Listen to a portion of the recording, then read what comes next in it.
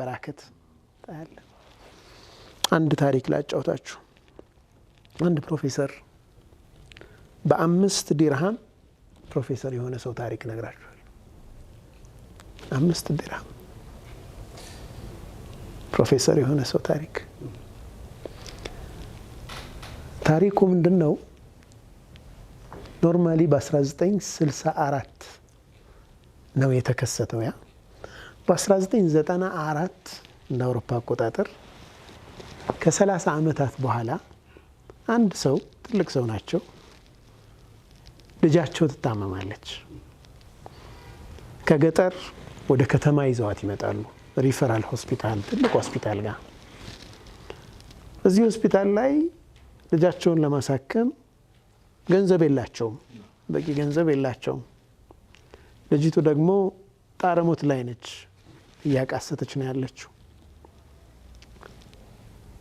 የሆስፒታሉ አንድ ኮሪደር ላይ ወይም አንድ ሳይድ ላይ ቁጭ ብለው ልጃቸው እንዳታያቸው ራሳቸውን እየተከላከሉ ያነባሉ ልጃቸው አይታ ደግሞ ጭንቀት ውስጥ እንዳትወድቅ በማሰብ በዚህ መሃል አንድ መልካም ቁመና የተስተካከለ የሐኪም ታግ ያደረገ ባለሙያ እሳቸው ጋር ይመጣል ምን ሆነው ነው ይላቸዋል እንባቸው ይቀድማቸዋል እንዴት ይንገሩት ልጄ እንደዚህ ሆናብኝ ብለው አይ ይንገሩኝ ምንድነው ይላቸዋል ይነግሩታል እንዲሁኝ ነው እስኪ መታወቂያዎትን ያምጡ የልጅቱንም የሜዲካል ሪፖርት ሊያው ይልና ማየት ይጀምራል ሰውየው ልክ መታወቂያቸውን ሲያይ ከ30 አመታት በፊት የተከሰተ ነገር አእምሮው ላይ ይመጣበታል መታወቂያውን ያያል ሰውየውን ያያል ስሙን ያያል ስሙም በልጅነት አእምሮ ውስጥ የዛሬ 30 አመት የተጻፈ ስም ነው ሊረሳው አልቻለም መጨረሻ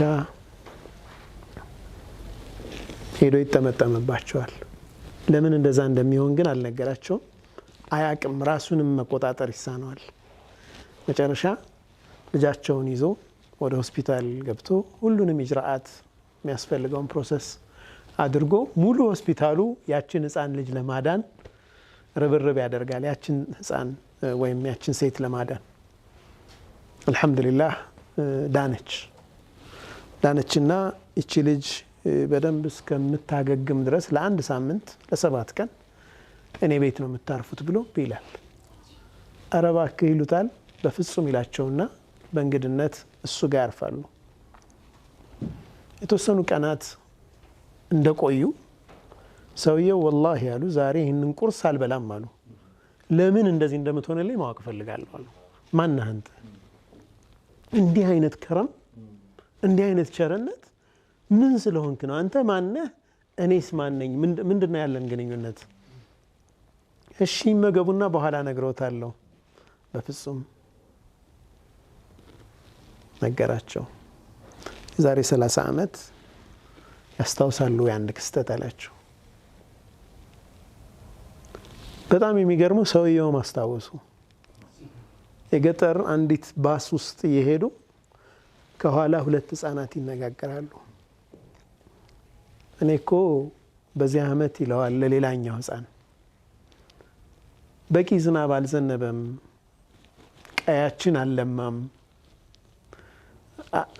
ገበሬዎች ናቸው ጥሩ ምርት አልተገኘም እና አባቴ ስለማይችል ይሄንን አመት ትምህርት ማቋረጤ ነው ሲል ይሰማል እኔ ሰውዬ ዞር ይሉና ሲያዩአቸው 2 ህፃናት የትልቅ ሰው ሐሳብ ነው የሚያወሩት ቤተሰቦቻቸውን አንደርስታንድ አድርገዋል ባህ ግን ድህነት ደግሞ ይነበብባቸዋል ትምህርት መማር ፍላጎት አለው ግን ያዘነ ነው ያለው 5 ዲርሃም ልጄ ቺን ዲርሃም ያዝ ሱብሃንአላህ ያቺ ማለት 5 ዲርሃም ደብተሩን እስክርቢቶውን አስፈላጊ ነገሮችን መግዛት የሚያስችለው ያክል ነበር አባባ ልቀበልም ለምን ልጄ ለምን አትቀበልም አባቴ ሰርቀሃል ብሎ ይገርፈኛል። የሰው ንብረት ነው ያመጣው፣ የሰው ገንዘብ ነው ብሎ ይገርፈኛል፣ አልቀበልም አልኩት አለኝ ይላቸዋል ሕፃኑ ማለት ነው። እኔ የገሌ ልጅ ነኝ ለአባትህ ንገረው፣ ያውቀኛል፣ ምንም አይልህም፣ እገሌ ነው የሰጠኝ ብለህ ንገረው። ይሄኔ ፊቱ ብርሃን ይሆንና በጣም ደስ ብሎት ይቀበላል። ያቺ 5 ድርሃም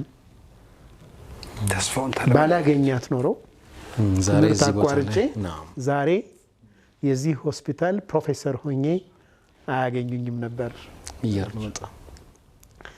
ይሄ ትንሽ የምንለው ስራ አላህ ስብሓነሁ ወተዓላ የት እንደሚያደርሰው አናውቅም። አንድ ገጠመኝ ከኔ ጋር ልንገራችሁ። አሸኩር አላህ ስብሓነሁ ወተዓላ እንዴት እንደሚሰራ አናውቀውም። አይ ዶንት ኖ ከኔ ጋር አያይዤ ማውራቴን አላውቅም ትክክል መሆኑን፣ ግን በጣም እኔንም ስላስደነገጠኝ ማለት ነው። አንድ ወንድም የህፃናት ስፔሻሊስት ነው፣ ትልቅ ሐኪም ነው። ፍሬሽማን ላይ አብረን ነበር አንድ ዶርም። ከአመታት በኋላ ነው የሚነግረኝ። እኔ አላስታውስም፣ ያም ማለቴንም አላውቅም። ስሙን መጥቀስ ስላልፈለኩ ነው። እሱ ሲያየው ይረዳዋል ኢንሻአላህ። የህፃናት ስፔሻሊስት ትልቅ ሐኪም ነው። አሁን አንድ ዶርም ነበር። አንድ እንግሊዝኛ መጽሔት ይዘህ እያነበብክ ነበር አለኝ።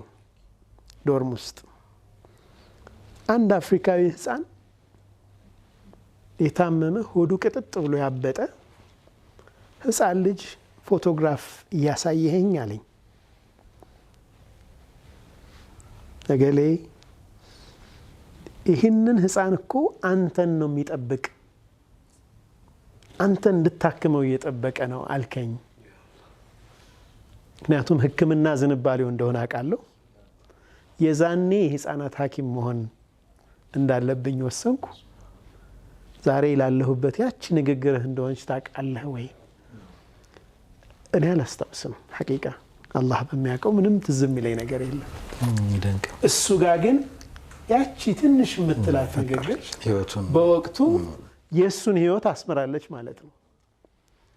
ነቢዩ ዓለይሂ ሰላቱ ወሰላም አንዲት ቃል ትናገራላችሁ ምንም ቁብ የማትሰጡት ግን ለእናንተ የጀነት በር ሊሆን ይችላል ወይም የጀሃነም መግቢያ ሊሆን ይችላል።